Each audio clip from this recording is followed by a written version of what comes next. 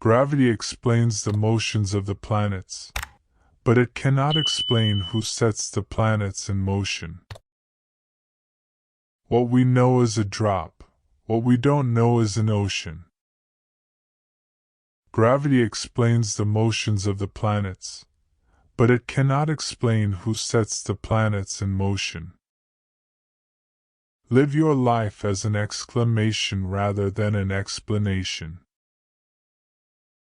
Poetry is a kind of ingenious nonsense. No great discovery was ever made without a bold guess. Every action has an equal and opposite reaction. Tact is the art of making a point without making an enemy. All my discoveries have been made in answer to prayer. To arrive at the simplest truth requires years of contemplation. If you are affronted, it is better to pass it by in silence, or with a jest, though with some dishonor, than to endeavor revenge. If you can keep reason above passion, that and watchfulness will be your best defenders. God created everything by number, weight, and measure. Gravity explains the motions of the planets, but it cannot explain who sets the planets in motion. Truth is ever to be found in the simplicity, and not in the multiplicity and confusion of things. All knowledge and understanding of the universe was no more than playing with stones and shells on the seashore of the vast imponderable ocean of truth. Atheism is so senseless. When I look at the solar system, I see the Earth at the right distance from the Sun to receive the proper amounts of heat and light. This did not happen by chance. If I had stayed for other people to make my tools and things for me, I had never made anything. If I have seen further than others, it is by standing upon the shoulders of giants. To explain all nature is too difficult a task for any one man or even for any one age. I do not know what I may appear to the world, but to myself I seem to have been only a boy playing on the seashore. Pictures, propagated by motion along the fibers of the optic nerves in the brain, are the cause of vision. I know not how I seem to others, but to myself I am but a small child wandering upon the vast shores of knowledge, every now and then finding a small bright pebble to content myself with while the vast ocean of undiscovered truth lay before me.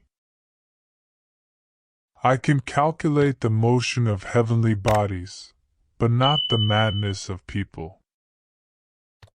In the absence of any other proof, the thumb alone would convince me of God's existence. A man may imagine things that are false, but he can only understand things that are true, for if the things be false, the apprehension of them is not understanding. I do not think that this, the universe, can be explained only by natural causes, and are forced to impute to the wisdom and ingenuity of an intelligent. If two angels were sent down from heaven, one to conduct an empire and the other to sweep the streets, they would feel no inclination to change employment, because an angel would know that no matter what we are doing, it's an opportunity to bring joy, deepen our understanding and expand our life. And from true lordship it follows that the true God is living, intelligent, and powerful. From the other perfections, that he is supreme, or supremely perfect. He is eternal and infinite, omnipotent and omniscient, that is, he endures from eternity to eternity, and He is present from infinity to infinity. He rules all things, and He knows all things that happen or can happen. If I have ever made any valuable discoveries, it has been due more to patient attention than to any other talent. He who thinks half-heartedly will not believe in God, but he who really thinks has to believe in God. My principal method for defeating error and heresy is by establishing the truth. One purposes to fill a bushel with tares, but if I can fill it first with wheat, I may defy his attempts. Trials are medicines which our gracious and wise physician prescribes because we need them, and he proportions the frequency and weight of them to what the case requires. Let us trust his skill and thank him for his prescription. Please like, subscribe, and share my YouTube channel. Thanks. The changing of bodies into light, and light into bodies, is very conformable to the course of nature, which seems delighted with transmutations. Nature does nothing in vain when less will serve, for nature is pleased with simplicity and affects not the pomp of superfluous causes.